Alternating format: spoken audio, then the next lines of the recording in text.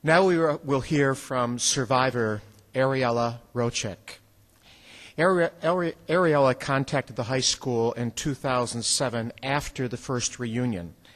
She was born September 21st, 1933 in Poland to Julius and Olga Lowenthal. After surviving the war, she immigrated to Israel in 1947 with her aunt Hela Meir, where she met and married her late husband, Moshe Rojek. In 1967, Ariela and her husband, along with their two daughters, Orly and Avital, immigrated to Toronto, Canada, where she now resides with her family, which includes 4 grown granddaughters. Mrs. Rojek believes that she sees herself in one of the liberation photographs wearing a sweater that she recalls making by pulling threads from worn blankets at Bergen-Belsen. I'll ask you please to welcome Ariela and her daughter Avital Perlston.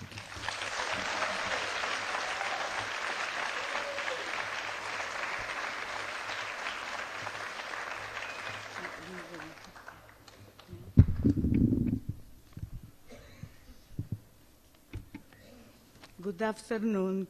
My name is Ariela Rojek. I was born in Przemyśl, Poland in 1933. After the war broke out in 1939, I spent time in the ghetto in Przemyśl and then in prison nearby. I then spent 2 years in the Bergen-Belsen concentration camp. When told to prepare ourselves for the departure from Bergen-Belsen, I was already very weak and sick. 2 weeks prior, I had very high fever. I was with my aunt, my father's sister, as by then I had lost my entire family. The Germans let us know that all those who could not walk to the train would have to stay behind. My aunt wanted to stay because she knew that I was already very weak. However, I insisted on going. I said to my aunt, "You know that they kill the weak and the sick. We will go with the healthy people." Although I was only 11.5 years old, my aunt listened to me. I probably have a very strong will to live. Before we left, they gave each of us a raw potato, and somehow we managed to bake them on a wood. My aunt then said to me, "You know that now is Passover holiday. We barely remember the day of the week it was, let alone the date. On Passover," she said, "according to our story, our forefathers, Moses took us out of Egypt. Maybe God is bringing us to freedom, and maybe we'll live."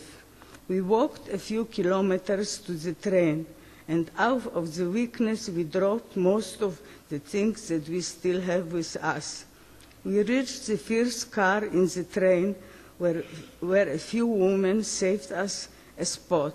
The train slowly moved but stopped every few kilometers because the tracks were destroyed from the bombs. In one of the stations we saw a cargo train carrying beets.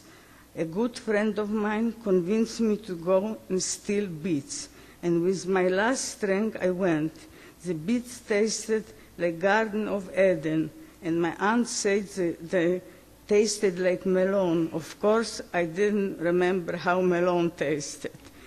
The train continued to some place and stopped. On one side there was a forest, and on the other side the Elbe River.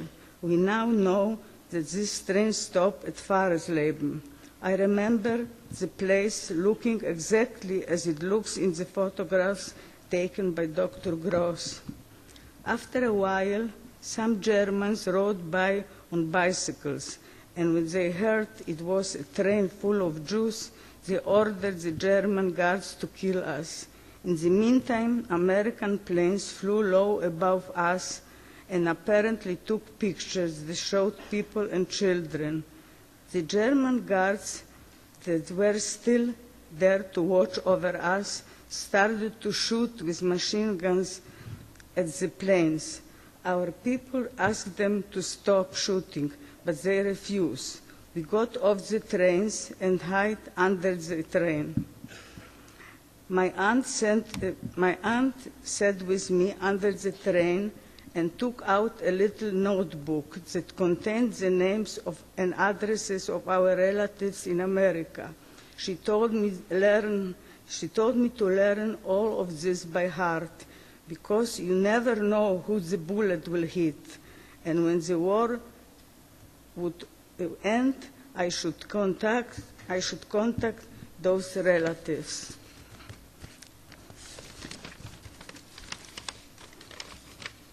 And ask them to take me in. I listened to her and learned everything by heart. Until today, I remember some of those names and addresses. As you know, the Germans didn't get a chance to kill us, and you, the American angels, came on time.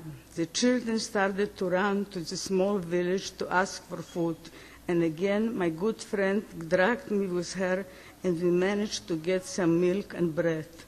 After a day or two, the American army asked us to get on trucks and go to a village called Hillesleben.